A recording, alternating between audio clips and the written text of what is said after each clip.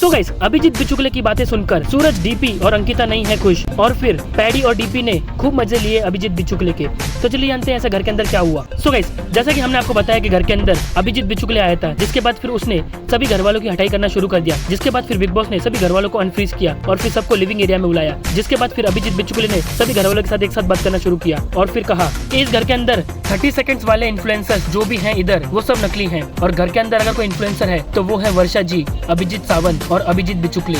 जिसके बाद फिर ये सारी बातें सुनकर डीपी, अंकिता काफी नाराज हो जाते हैं। जिसके बाद फिर डीपी अभिजीत से पूछता है कि तुमने ये सारी बातें हमको कही है क्या। जिसके बाद फिर बिचुकले कहता है कि मैंने किसी का नाम नहीं लिया, मैंने सिर्फ इन्फ्लुएंसर को कहा है और तुझे अपने ऊपर लेना है तो ले ले।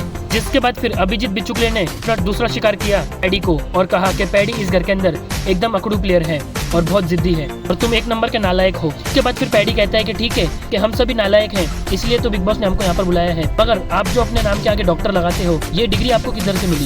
जिसके बाद फिर बिचुकले कहता है मुझे दिल्ली की यूनिवर्सिटी से मिली है एक्टिंग के लिए। जिसके बाद फिर पैडी पूछता है कि कौन सी यूनिवर्सिटी से। तो बिचुकले चिढ़ जाता है और कहता है कि मैं क्या यहाँ पर तुम्हारे सवालों का जवाब देने के लिए आया हूँ क्या, और तुम्हारी बातें सुनकर मेरा दिमाग बहुत गर्म हो रहा है, तो मैं तुमसे बात नहीं करना चाहता। इसके बाद फिर डीपी भी अभिजीत के मजे लेता है और कहता है कि आपकी जैकेट को तो जिप भी नहीं है, आप ऐसे ही आते हो क्या। इसके बाद फिर बिचुकले निकी को कहता है कि देख निकी, डीपी भी अब कैमरा के लिए भी कर रहा है। तो गाइस बिचुकले की ये सारी बातें डीपी गीता के लिए थी। सारी बातें सुनकर आपको कैसा लगा और आपका इसके ऊपर क्या ओपिनियन है, हमें कमेंट करके जरूर बताइए।